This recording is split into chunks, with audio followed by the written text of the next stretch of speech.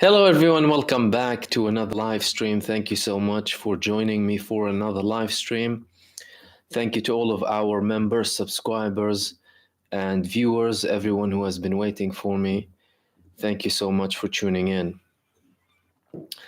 As usual, if you're new to the live streams, our live stream is a bit more in depth. I have usually other videos that are shorter for any of you who like shorter updates. But tonight we have a live stream where I will be talking about a couple of things, really, some of the most important stuff, and then I'll open the space up for you and your participation. The main topic of tonight is obviously the massacre in Al-Mawassi in Khan Yunis today. Why, who, what has been said, what are the reasons behind it, and what's the outcome going to be? A couple of things. Okay, so Israel landed over 10 heavy missiles, some of which 2,000 pounds.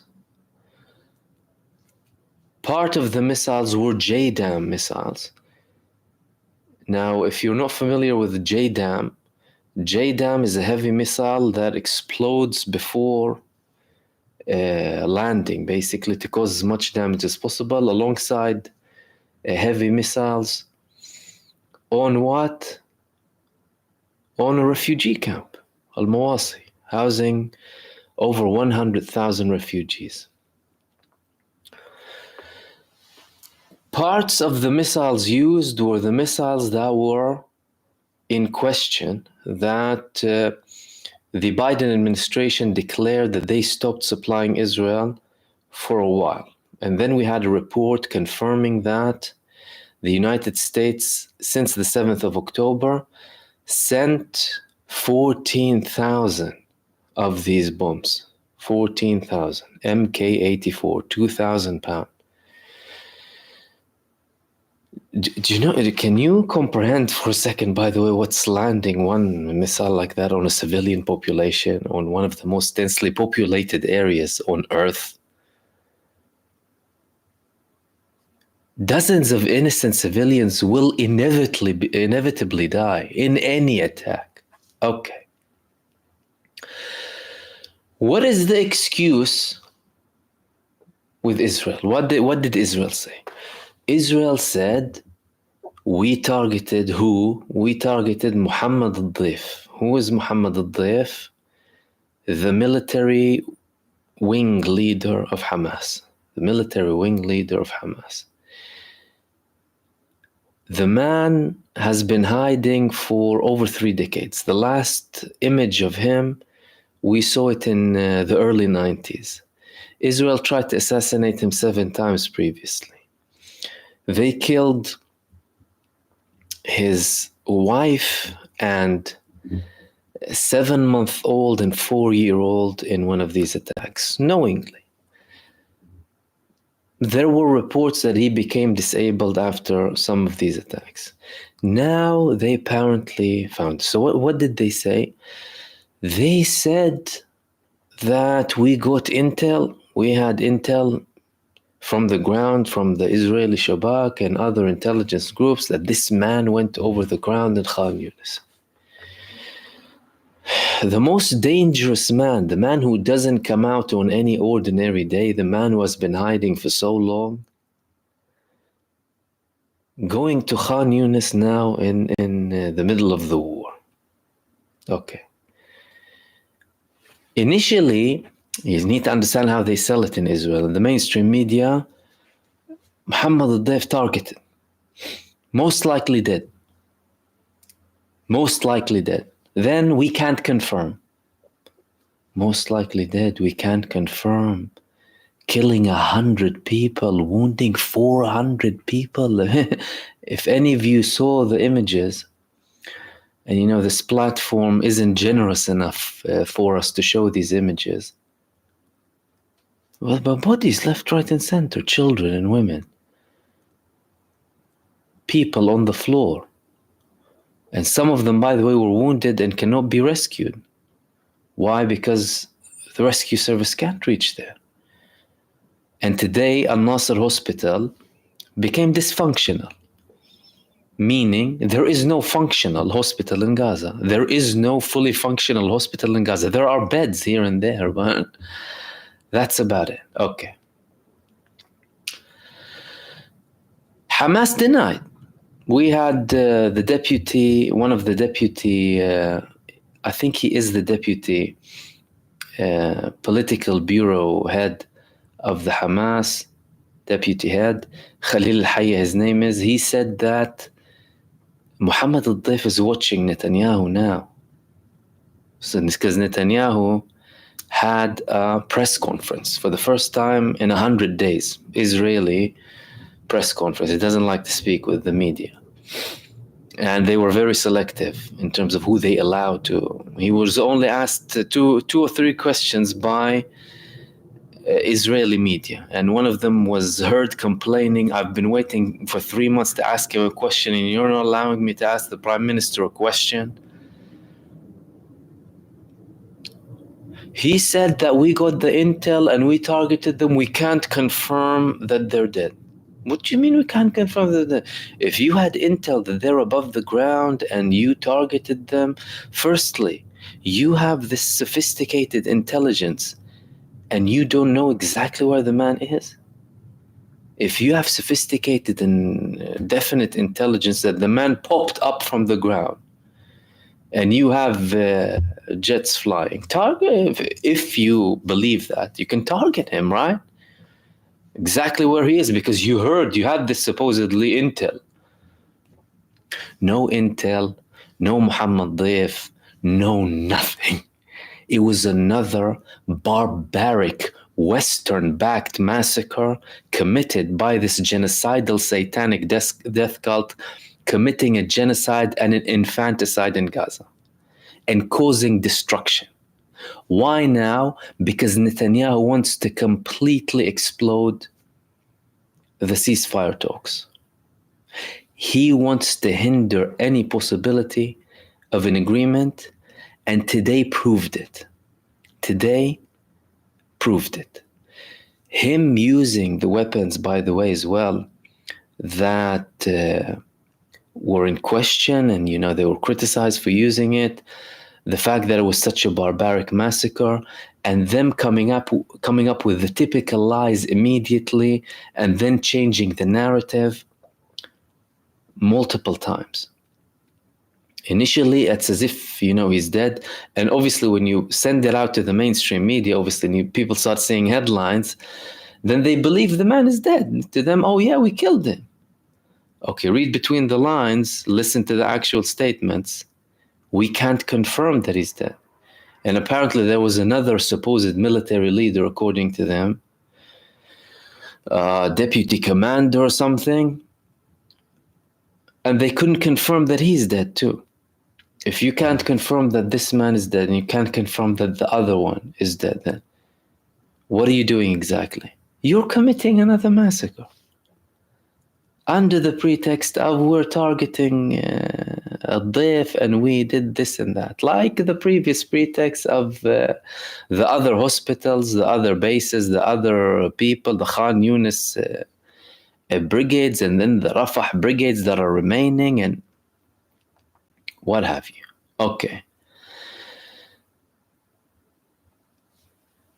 We already had talks from yesterday, by the way, and we spoke about them yesterday and a few days back as well, after Netanyahu started having these harsh statements that contradict the ceasefire agreement, while simultaneously insisting that they are totally in line with what Joe Biden says, which is a complete lie.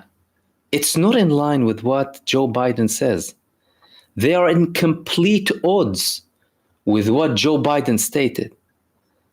Now, forget about the fact that they're in a strategic partnership here, the US and Israel, but they're not in line with what Joe Biden said.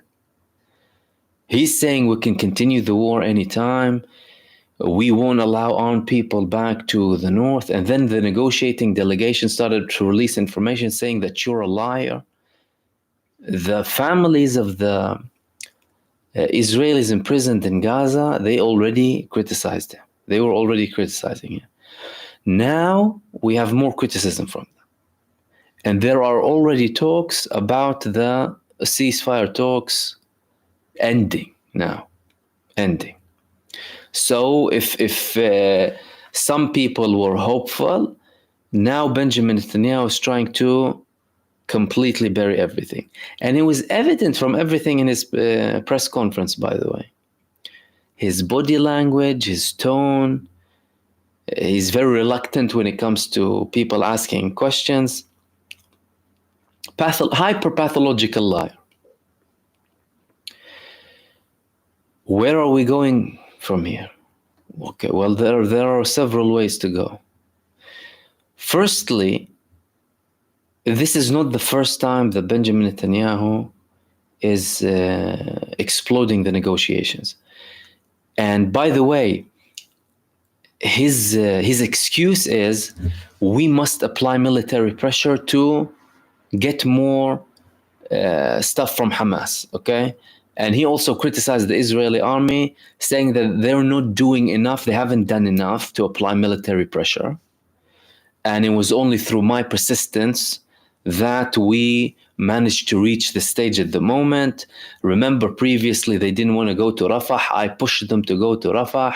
They didn't want to do this. I ordered them to do it. Narcissistic psychopath.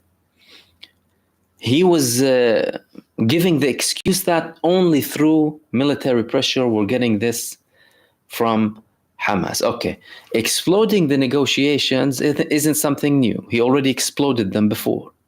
We had Hamas agreeing to a ceasefire. His negotiating delegation agreed on a ceasefire twice before, and it was only after it was leaked to the media that there was an uproar in Israel, and hundreds of thousands were in the streets. The negotiating delegation accepted, and it's only you who's not accepting it. And they leaked information, obviously, the negotiating team, that we're ordered something in the morning, in the evening we get the opposite instructions. Benjamin Netanyahu adding more to the negotiations that make more obstacles. Okay. That would lead to a continuation. A continuation of what? Obviously the genocide, their bombardment. Levels can change. Obviously we saw them having 90 to 100,000 troops, going down to less than 1,000 at one point, police-keeping forces, right, in the Netzarim line. And the continued war of attrition, with a very high likelihood of an all-out war with Lebanon. And by the way, if you read between the lines from the speech of the Secretary General of Hezbollah, Hassan Nasrallah, he was preparing people, saying that the deal is done. We decided that we will continue to participate with Gaza. This is a matter of principle with us and dedication to the people of Gaza. And we reiterate again, if there is a ceasefire, we will adhere to the ceasefire. And there doesn't have to be any negotiation with us if there's a ceasefire with Gaza. But on the other hand, Israel is still showing this arrogant approach when it comes to Lebanon. And yesterday we spoke about the reports claiming that Benjamin Netanyahu's visit to the US, one of the main aims of that visit is to push for more support to an all-out war with Lebanon, at least with certain policymakers in the US and people who have certain power, people who can push for a certain change. Because he received a cold shoulder from the administration. They told him, we cannot defend you the same way we defended Iran, let alone participate. Is he going to change someone's mind? Is the US going to do a U-turn? Will they suddenly decide that, yes, we will send our people to go and fight for Netanyahu in Lebanon as well? It's not very likely. There is a possibility, obviously, but it's not very likely. However, from the main point that we're talking about here, which is the ceasefire, today was the biggest blow to the ceasefire attempts. I personally would be surprised if things continue after this point. It would be very surprising. Because you're talking about a sensitive subject. They already have things agreed upon. Benjamin Netanyahu is going out in complete opposition to some of them, even though they're written. And many in Israel confirmed that the negotiating delegation agreed upon them. He himself is contradicting himself. He said, I'm agreeing to what Biden said. And then he's saying, I'm not agreeing to what Biden said. It would be very surprising. And if it persists, obviously we're going to still have this genocide ongoing. The people are suffering. And he might go on an all-out war with Lebanon. And yesterday, if you didn't watch my video yesterday, we spoke about the preparation from, not just from the Lebanese borders, from the Golan borders now, and reports that Israel plans to occupy the whole southern part of Lebanon and use heavy bombs that cause a lot of destruction on Lebanon. And this is what I wanted to update you with tonight and talk to you about. I'll open up the space for you if you have any questions or comments. I, by the way, didn't have a video before this. I might have something after the live stream, similarly to what I did last night. I just posted a short video after the live stream. And again, welcome everyone. And thank you so much for tuning in for another live stream. I hope all of you are doing well. If any of you, by the way, have any comments, if you wouldn't mind highlighting them so we don't miss anything. And apologies in advance if I miss some of the comments, by the way.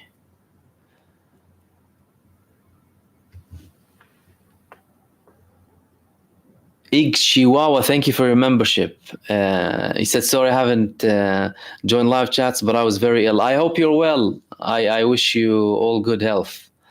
I'll listen to your videos. Thank you so much for your dedication. Nibble, it is live. It is live at the moment. Mohsen Suleiman, hellfire is insufficient for Netanyahu. It's sufficient, trust me. It is sufficient. There are levels of hellfire. He deserves worse. Western complicity and Arab complicity will be remembered. Everyone's position will be remembered. Everyone's position will be remembered.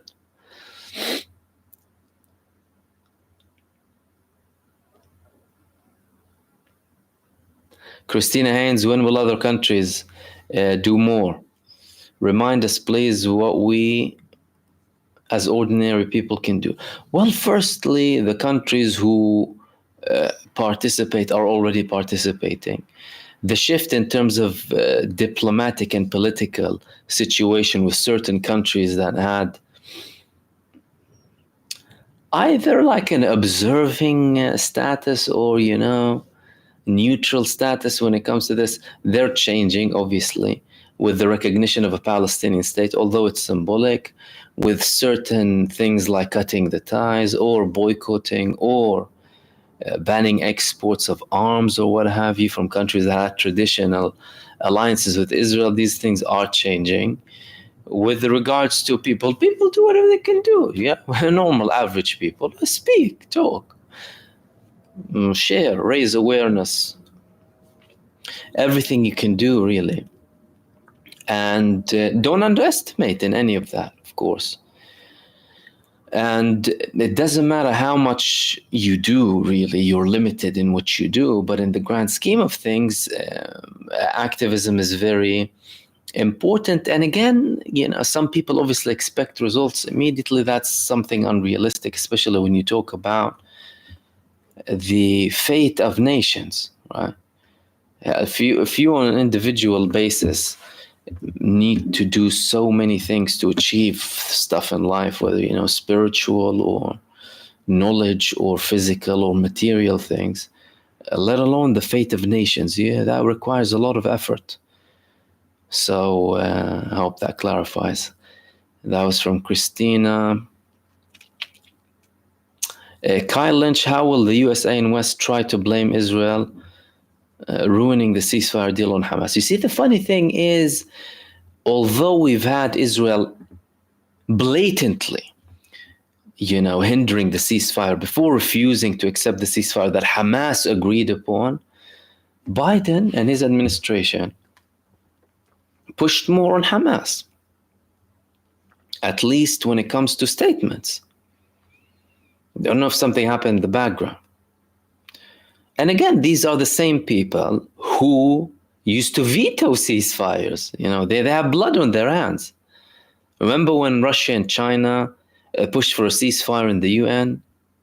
UK, US, France, veto. Political parties ordered their members to not push for a ceasefire. And Israel is used to that, obviously. So now they're looking at them saying, why do you want a ceasefire now? You used to support us before. You didn't call for a ceasefire. Let us finish the job.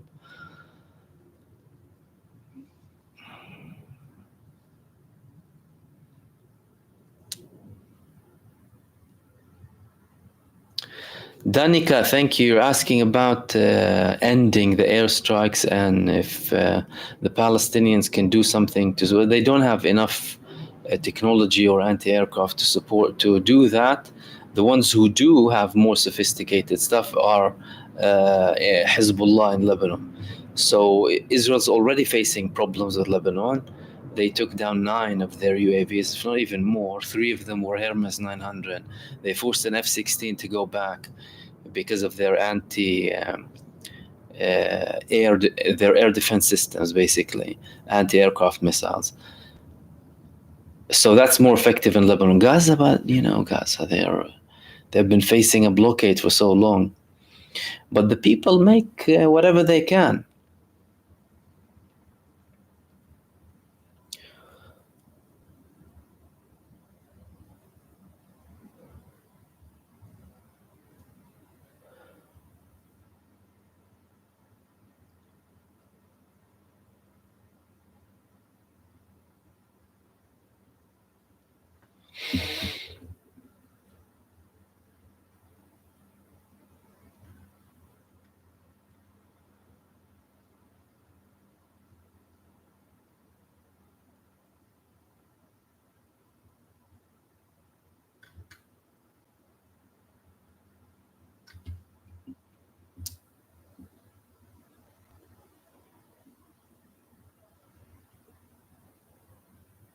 Coccinelle 007, thank you so much for your kind input.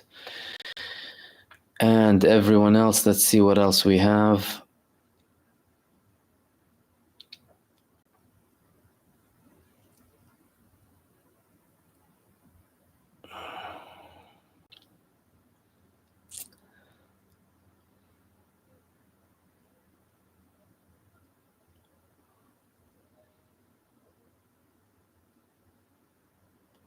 Fight back, saying about the aid and the access.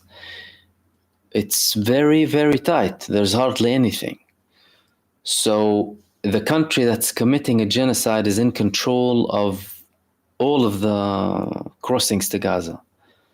The northern one, Beit Hanun, or Erez, the Israelis call it. And then you have Karm Abu Salim or Kerem Shalom, also controlled by Israel. Then you have the Rafah crossing that was destroyed, and Israel is still there, although they're being attacked. And Egypt does not want to legitimize Israeli presence on that side. So there's hardly anything going in.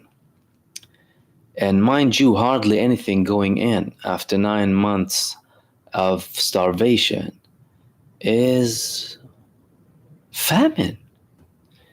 Really, people are dying of starvation.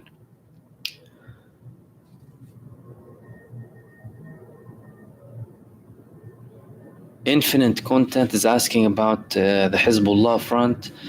Well, they had dozens of missiles today on the northern front of Israel, including Kiryat Shmone, and they published videos of them targeting IDF bases in residential homes in the north, because Israel Over 80,000 Israelis were evacuated from the northern settlements. The IDF positioned themselves in many civilian buildings. Somehow, Hezbollah know where they are. They clearly have eyes and ears in Israel. How? Technology, people, we don't know. They know. And they target them directly, specific targeting. And Israel admitted today that they had 4 casualties. One of their soldiers, one is in a critical condition, and they had 8 civilians who were wounded from the barrage of missiles on Kiryat Shmoni. Some residents are still there, although the majority left, and over 40% of those who left, in accordance to a poll that we had 2 months ago, said they're never returning to Kiryat Shmoni, whether or not there is a deal or there is no deal. So it's a catastrophic situation. And obviously Benjamin Netanyahu is making it worse by continuing these barbaric attacks in Gaza that could easily explode the negotiations. So they're still very active, they're very prepared. There were people who are part of the other resistance movements in Lebanon, like one of them was from the Amal movement. He was targeted yesterday. And Hezbollah also today, they said that they retaliated in an attack on Israel. But again, dozens of bases attacks, the regular bombings from Hezbollah, and nothing, is breaking when it comes to the underlying understandings that we have here. Escalation, slight escalation, it didn't completely explode. But with the Gaza front still ongoing, it's only a matter of time. Now, Benjamin Netanyahu said something today that's very important. It's very important to highlight it. He said that what we're doing in Gaza, along the lines of what we're doing in Gaza, will send a message to the other fronts. We have to defeat Gaza to send the message to all of the other fronts. So he's hell-bent on destruction, on total destruction. Although 10 months in now almost, he didn't have a breakthrough when it comes to the resistance. They are still targeting them very heavily. They're recruiting more people. They're still producing. The Philadelphia corridor that Israel's supposedly occupying now, and they're controlling the tunnels, what have you, the remaining Hamas brigades. Remember what they used to say? There's still a lifeline coming from somewhere. And that indicates that he's keen on continuing. And like we said yesterday, he's doing all of this talk for a show, to show the Israeli population, in particular the families of those who are imprisoned in Gaza, that he is negotiating. It's not that he's not negotiating, because then it would look even worse on him. Show the American side that we are engaging in these negotiations. Hell, agree reportedly on some of these deals, but then go ahead with certain statements and do things on the ground that inevitably hinder what's happening. When you have tense situations, a very sensitive period when it comes to the negotiations, you don't go all out to ruin everything. You try and de-escalate to try and make it work if you're genuinely interested in a ceasefire. But because he's not interested in a ceasefire, because he's interested in escalation, he does that. And so long as Gaza is in flames, the other fronts will be in flames, and it would only take something very small to take things out of control. And Farz Hussein, thank you for support. This is exactly what we're talking about, the changes from yesterday. And the latest statements that we had from Netanyahu himself, the massacre today, and what that means obviously for the future of the prospect of a ceasefire. Paul Ambrose, what is happening with the ICC per UK intervention? Well, we had reports that the new government might, mind you, and two lines under the word might, lift the restrictions that the previous government put when it comes to war crimes of Israel in Gaza. Rishi Sunak argued that the ICC, they don't have jurisdiction in these areas. The current government is supposedly reviewing that, but we didn't have any confirmation yet, and trying to obviously lift that. Now, I don't believe any of that until something happens. We know very well who Keir Starmer is. He's a profound Zionist. He's a genocide supporter. He has blood on his hands because he called his party members to oppose a call for a ceasefire. He was backing the banning of water and fuel on the people of Gaza, on the innocent children, the innocent population. He has blood on his hands, so I don't trust anything he says up until we see certain actions and things being implemented. Kyle Lynch, what countries stopped doing trade with Israel? Well, dozens of countries, really. You'd be able to find lists of them online as if you want to find specifically. And mind you, some of them, when you talk about trade, there are different levels. So some of them, for example, cut ties militarily, but they did not cut financial ties. Other countries had an export ban, for example, like Turkey. Then you had countries cutting ties altogether. So there are different levels of cutting the ties and cutting the trade ties. And obviously there's an abundance of details of that online when it comes to each country and exactly what they've done. For example, Canada, they banned the arms exports, but they didn't stop dealing with Israel, if that makes sense. Some Latin American countries completely cut off the ties with Israel as a whole, all of the diplomatic ties.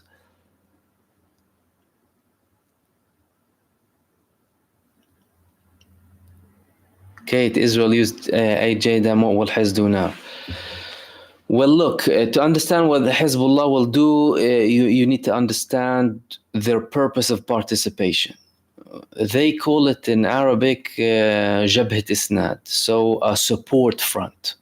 A support front with the aim of exhausting as much power and resources from the Israeli army so that they don't have the full capacity to commit further crimes and bigger crimes in Gaza. They never declared that their front is an all-out war front to support Gaza. Now, certain escalations might be met with another escalation, but so far from what we've seen from Hezbollah's pattern is that their escalation was based on what happens in Lebanon rather than in Gaza. They already participated from day one before Israel started to commit all of the massacres. By the way, you need to understand that. So Hezbollah participated from the 8th of October, although they weren't told before. They weren't given like a pre-warning from Hamas. Hamas declared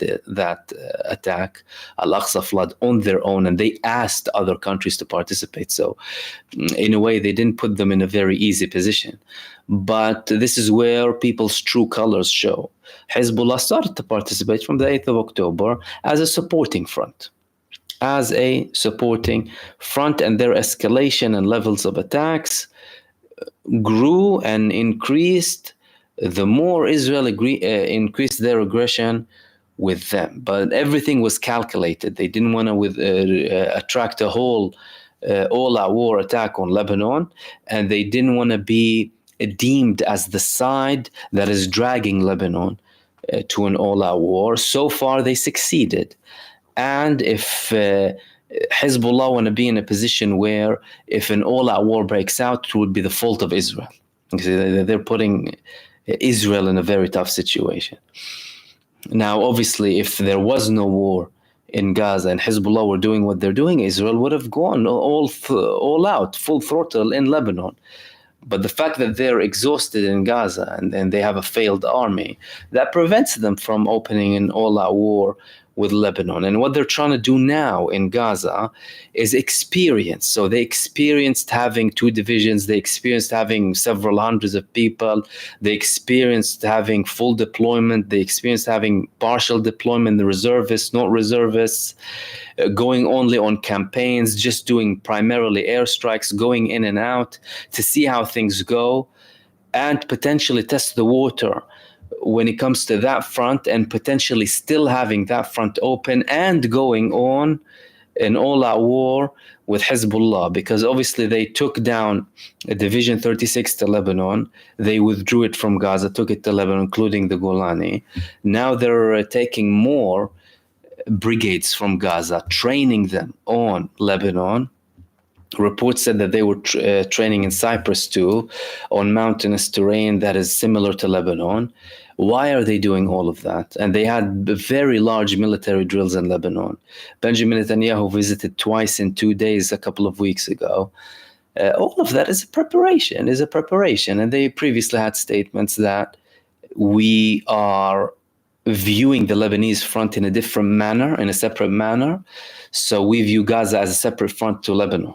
Even if we finish off with Gaza, we can continue with Lebanon as we want. And that was Kate.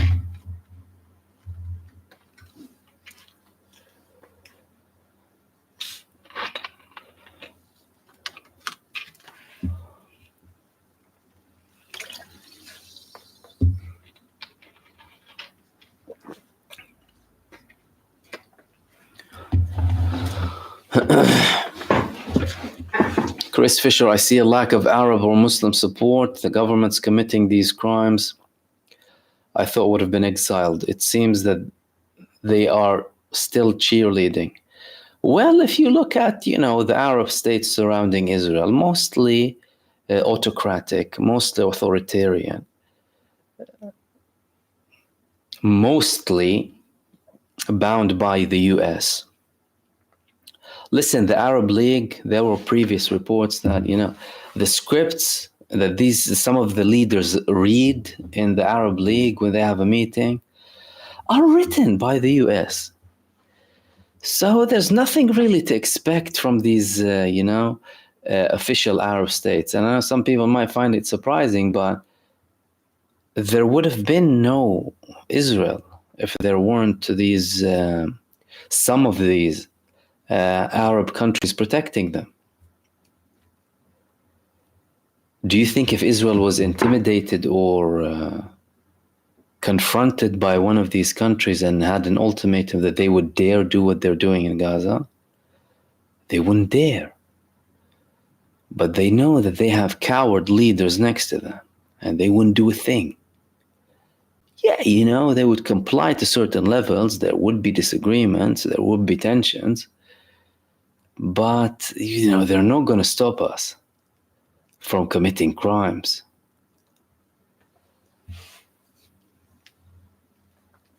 Teshikoma, do you think this massacre is actually a ruse to force Al-Dif to show himself? Potentially, but Hamas don't fall for that. He never showed himself in 7 assassination attempts, and they don't need to prove that he's alive. See, that's the thing. They know the Israeli psyche very well, Hamas. That's why Israel gets really, really frustrated with Hamas, because they know Israel very well. They know Israeli psyche. They know how they operate. They know exactly who they are and how they run. And they don't give them what they want. And Israel gets really frustrated by that. Al-Dif is not going to show himself.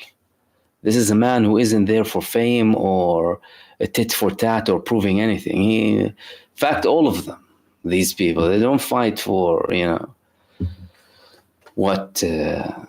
approval, or they have a set of beliefs. They fight based on principle.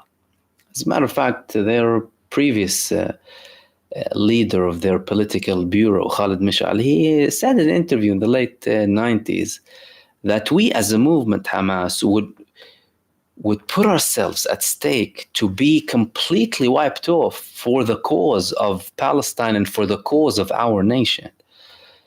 And they prove that. Look at how, like Ismail Haniyeh, the current political bureau head of Hamas.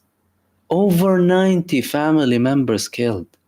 90. His 3 sons, his grandchildren, sisters, and they do that to apply pressure on them, by the way, thinking that they're going to get stuff from them. But that doesn't work. And they know them, and that frustrates Israel very much, to a level where they resort to AI-generated images. So MahmoodOD, they had an AI image published of him a couple of months ago saying, oh, we had an image of him. So they can't do anything, and they'll artificially generate an AI image. With what? Him drinking tea and counting dollars. As if that's something he would do. Do you know what I mean? Sitting there drinking tea and counting hundreds of dollars. They're pathetic. And some people fall for that.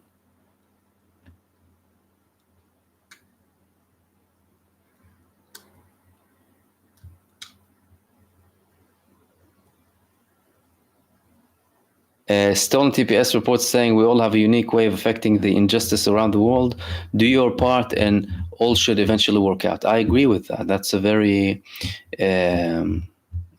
interesting input.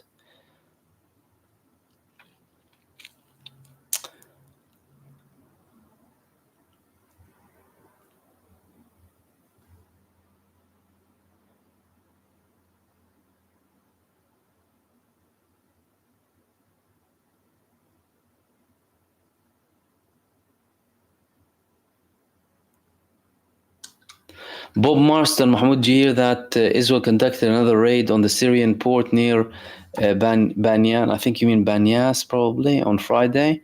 The port is near Russian airbase in Hamimin. The Russians are angry. I mean, good and smoked. I actually didn't hear that.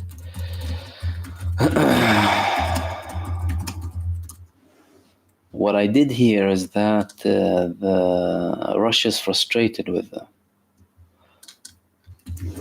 If you have a link, if you wouldn't mind sending it to me, because I can't seem to find anything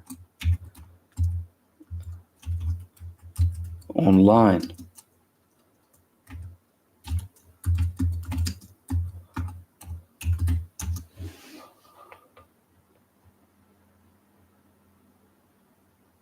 No, I can't see anything. Yeah, if you wouldn't mind sharing a link, if you have it. Because I can't find anything.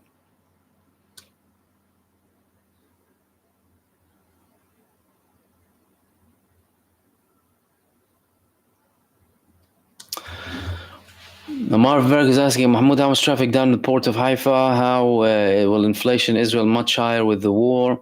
I think Haifa will go bankrupt. Well, a couple of things. I mean, the Haifa port is considered to be the gate of Israel. The economy there is connected with the whole economy of Israel. One interesting notion here is that this port is owned by China, by the way. China owns the port of Haifa, like China owned ports in the US and ports around the world.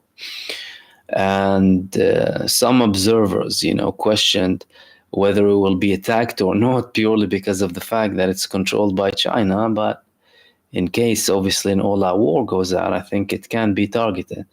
Now, with regards to things coming in, it was subject to the same problems that other ports face. But the port that faced the most severe problems is obviously Eilat, because that's wholly dependent on the Red Sea, almost, and Haifa still obviously from the Mediterranean. You still have a couple of other ports in Israel.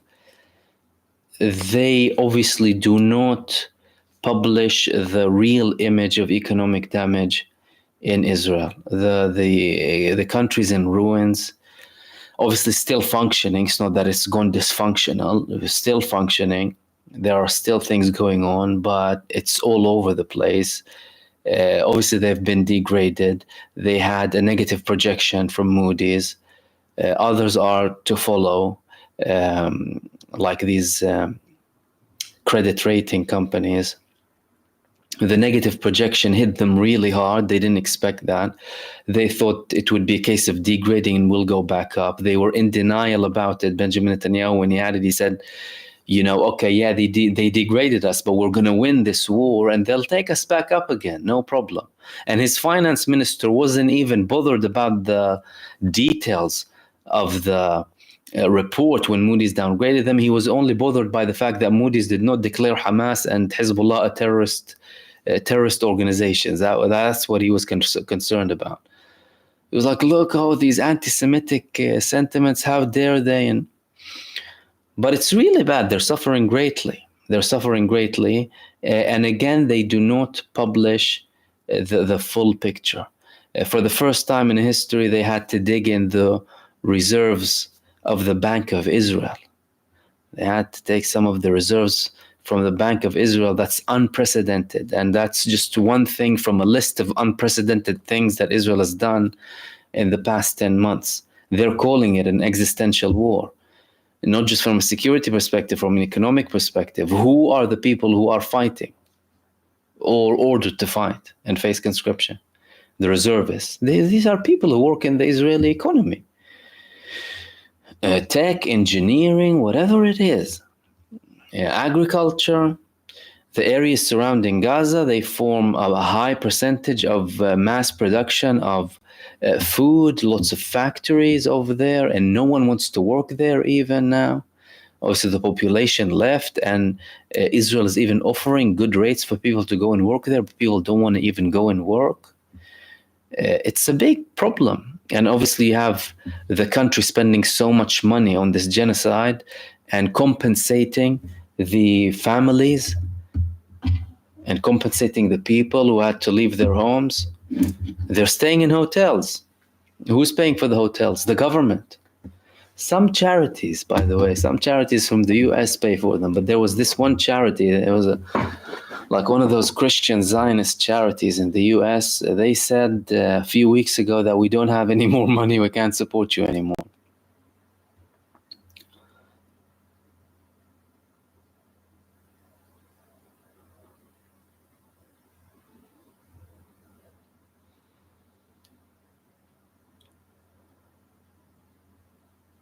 Mona Nasrallah saying we need Russian air equipment. Hezbollah already have them. Hezbollah, they have Russian air defense systems. There were confirmed reports from good sources in Lebanon that said Syria passed them systems that they have from Russia, including SA-22.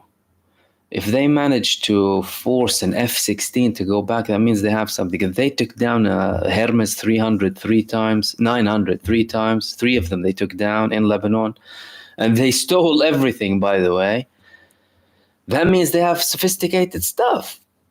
And by the way, Said Hassan Nasrallah did not even mention what they were. He said, we're not going to reveal what we have.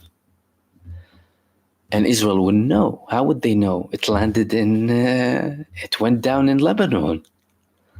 It's not like it landed in Israel and they can test and whatever, how it exploded, this and that. No, they take them down in Lebanon. They don't take them down in Israel.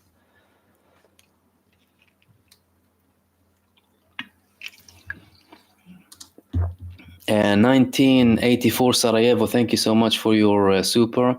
You said, I have heard from various sources that the IDF wants to fire napalm bombs on Lebanon. What do you think about that? That's definitely an option. I mean, we spoke about this a couple of weeks ago when there were reports circulating that the Israeli government informed the US. They stated that if an all-out war in Lebanon breaks out, we will use weapons we never used before. Now, what did they never use before? They're already using white phosphorus. Napalm, nukes, chemical, and biological. So that's an option. But again, that's something that's going to escalate things very severely. And I doubt how much that's going to affect the Lebanese resistance. Because don't think they're not ready for stuff like that. Anwar, thank you for your super as well. You said the Israeli diaper force gets humiliated day in, day out by men with sandals. That's very true. Their bunkers and tanks will mean nothing with the firepower of Hezbollah. Absolutely. Sandals drinking tea and on swings waiting for them, over the ground and under the ground. That's why they cover everything up with massacres against civilians, by the way, to cover up the military failure. All of this hate, vengeance-filled genocide and barbarism in Gaza, it's to cover up the military humiliation. And the fact that Israel wanted an attack like that to happen because they had certain plans that they did not achieve and will not achieve in Gaza, by the way. Teshikoma, now the more EU nations are refunding UNRWA, doesn't that show that squatter Hasbara has failed? To an extent, because not all of them refunded UNRWA. And some of the countries who immediately accepted Israel's Hasbara were already included in the conspiracy against the UNRWA, because the revelations of Israel, these false accusations against an organization formed due to Israel's creation and making this catastrophe of the ethnic cleansing and expelling millions of people from Palestine, from their homes. Israel wanted to kill the UNRWA, and they published this information without evidence, by the way. Without evidence. Now, if you're funding an organization that supplies crucial, as in basic stuff, it's not as if UNRWA was making people like rich. You know what I mean? UNRWA was funding the basics like schools, education, healthcare, meals, right? Breathing. If you hear that from a country, then you take the necessary steps to deal with it. Due diligence, right? Okay, you're blaming this organization, or you're blaming people, individuals that attacked Israel on the 7th of October of being members of the UNRWA. Show me the evidence, that's number one. Secondly, the UNRWA already said that we suspended these people pending investigation because there was no proof, but they said based on the suspicion. What suspicion? From a hyper-pathological lying state that's committing a genocide. You know what I mean? You go and cut off all of the aid. It's like a company with 10,000 employees finds out that 2 or 3 people are committing fraud. And you go and you withdraw everything from that company. And there's no evidence even. Do you understand? So some countries realize their mistake, but some countries are interested in killing the UNRWA. Look, Trump, before all of this happened, he wanted to take them down. For the sake of who? For the sake of the people who fund him. So Israel is capitalizing, obviously, UNRWA, and Hamas are using them. We saw what they bomb. They bomb UNRWA schools where people are seeking refuge in. Children, dismembered body parts, dozens, in many cases hundreds all at once, in the most barbaric, abhorrent genocide in history, backed by Western powers. So some of them are realizing, but some of them will support Israel till the last second.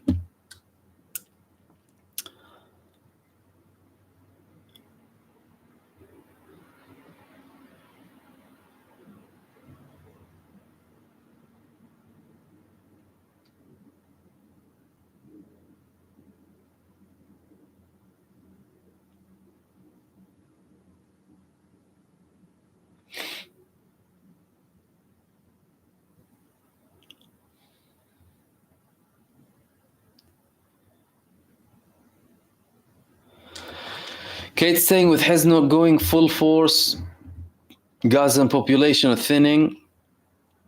That's what Milikovsky and the Israeli Jews want.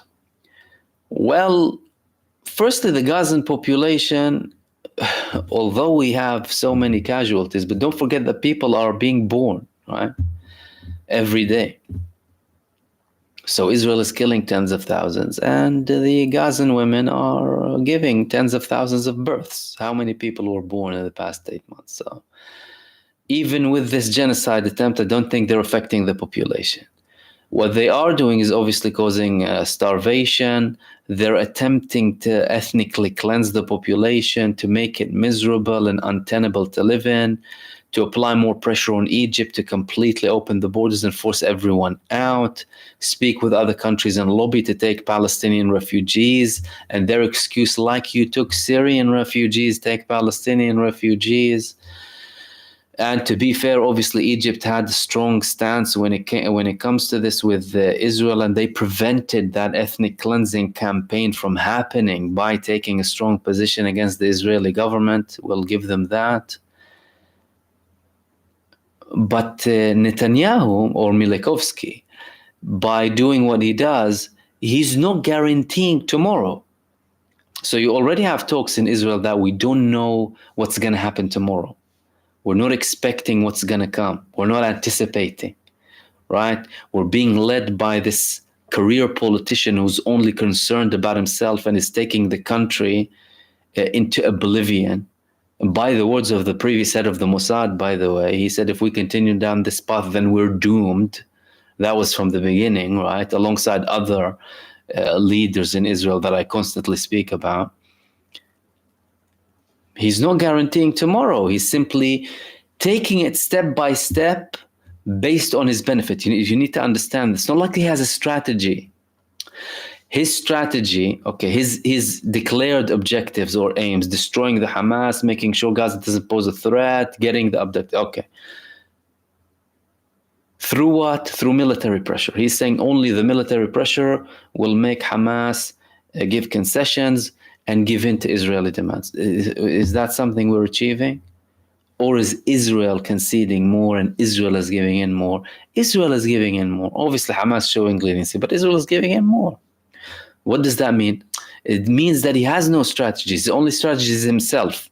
He's taking it bit by bit, depending on what's happening, not taking advice from anyone, doing what's suitable for him that will protect himself.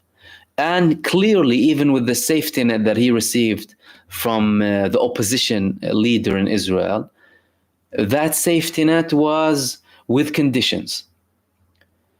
You remember when the opposition leader spoke about a few days ago, offered him a safety net, look, go and get a deal, even if Ben Gvir and Smotrich leave your government, I'll give you a safety net.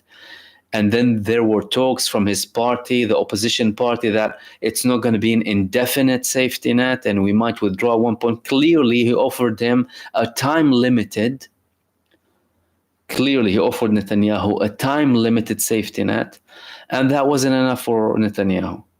If he gave him an unlimited safety net, let's say, for example, up until the next elections, without calling for an early election, by the way, because knowing Netanyahu, he would have had conditions.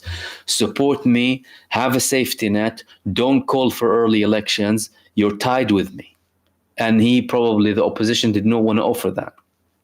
What does that say? He's taking it step by step based on his need. And he put himself in a really awkward position, but he's persisting with this position, and he's enabled with this position. He's enabled by the Zionist apartheid system that's genocidal in Israel, and by his Western backers, because Israel is a neo-colonialist Western project planted in the Middle East.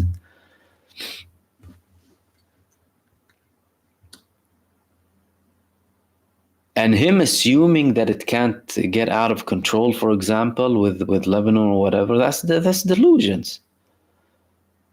You know, they can make one mistake that can be taken by the other side as the step for an escalation. What are you trusting that they will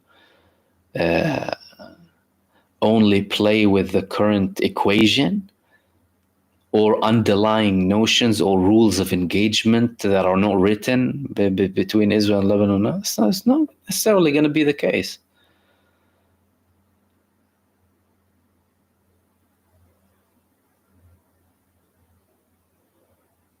Abida Mogyanker, thank you so much for your comment.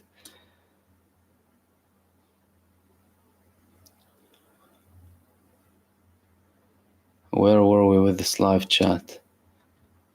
Oh, yeah, I missed a couple of supers. Sorry about that.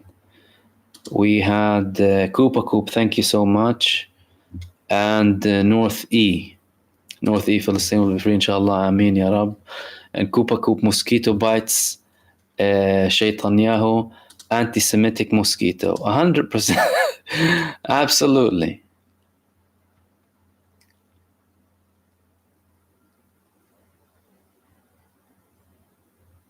Danado, Saudi Arabia, Jordan, and Egypt have weapons on high alert in fear of retaliation from Yemen and Iraq for Khan Yunis massacre. The country that's causing the most problems now, by the way, is Saudi Arabia. Saudi Arabia is causing a lot of problems with Yemen. They are not phased, or they haven't taken the threats from Yemen seriously about them applying financial pressure on them.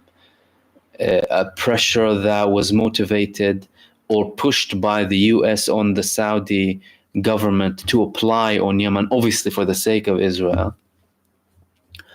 And we spoke about the threats that Yemen had on Saudi Arabia. And today, Abd al-Malik al-Houthi, the leader of Ansarullah, he said that ports will be met with ports, banks with banks, and escalation with escalation from Saudi Arabia, which means that clearly the Ansarullah, the Yemenis, are sensing that there is an escalation from Saudi Arabia, and they are warning them. They're warning them that we will take actions against you, and you will be met with the same things that you apply on us.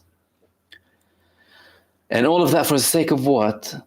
For the sake of saving Israel. Why? Because Yemen is causing a lot of problems. And again, you know, Saudi Arabia is playing with fire here because they just had a deal with Iran that was brokered by China, where Ansarullah were included, and they met and they de-escalated, but they're clearly still bound by a lot of US pressure.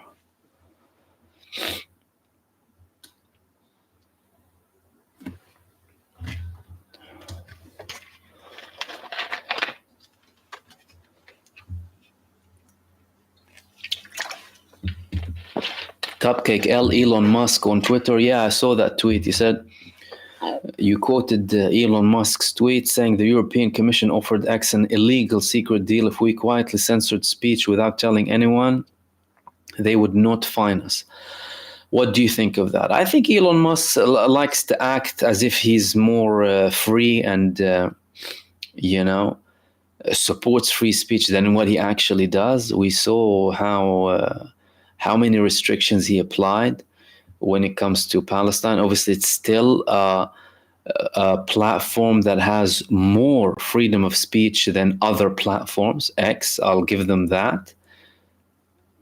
But banning hashtags like from the river to the sea, Palestine will be free. But from the river to the sea, Israel is what you'll see is not a problem. Him going on this Zion tour of the areas surrounding Gaza, Zionist Hollywood, and all of this propaganda. So to an extent, you know, he might be right with the European Commission. They might have offered him a deal, but it's not like Elon Musk is, the complete advocate for freedom of speech. He might have certain positions that are better than others on X, yeah, but not to an extent where we feel like everything is truly equal. And again, I will repeat, I personally support action being taken against people pushing for example, racism or hate speech or discrimination.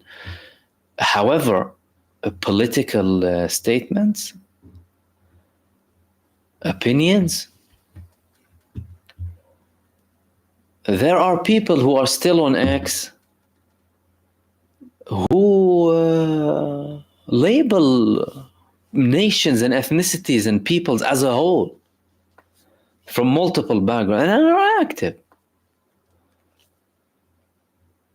But I wouldn't be surprised. Look, the European Commission, they try and do stuff. And I wouldn't be surprised if we had a confrontation with them. Gulnara, thank you so much for your super much appreciated.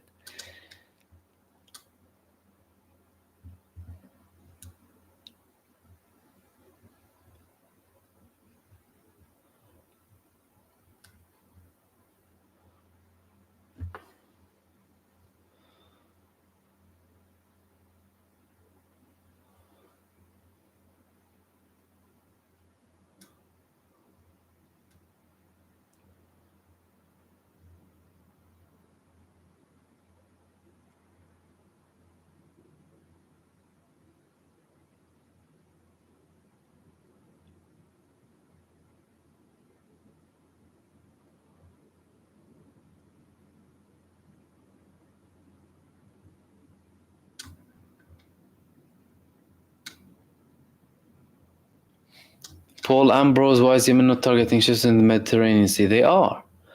They are with the Iraqi resistance, but their capabilities when it comes to the Mediterranean Sea are more limited than their capabilities when it comes to the Red Sea. Obviously, they have more effective stuff to do with the Red Sea, closer regions. They're a bit more limited when it comes to the Mediterranean. However, ever since they declared phase war, they have already started to participate in the Mediterranean.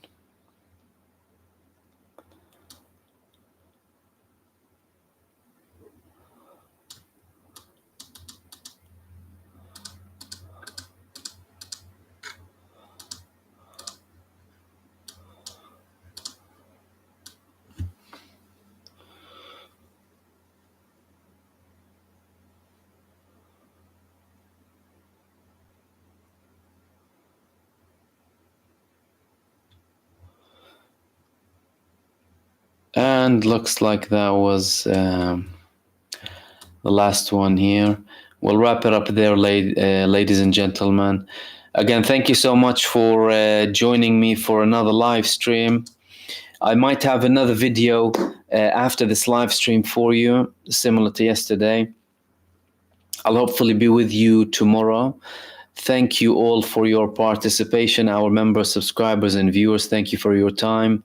Many thanks to everyone who sent supers, much appreciated for your continued support. Farz Hussein, 1984 Sarajevo, Kupa Koop, Anwar, North Eagle, Nara, and Farz as well. Thank you so much. Farz asking me, did I figure out why the stream crashed yesterday? I haven't found out why. If you haven't been with me yesterday, the live stream stopped. But it could be anything, really. Could be anything. But I went on another live stream. It happened before a couple of times. Sometimes it works probably, sometimes it doesn't. Who knows? We'll continue trying anyway. Thank you so much, everyone, for being with me. Enjoy the rest of your evening, and I'll hopefully see you soon in the next video. Take care, everyone, and peace.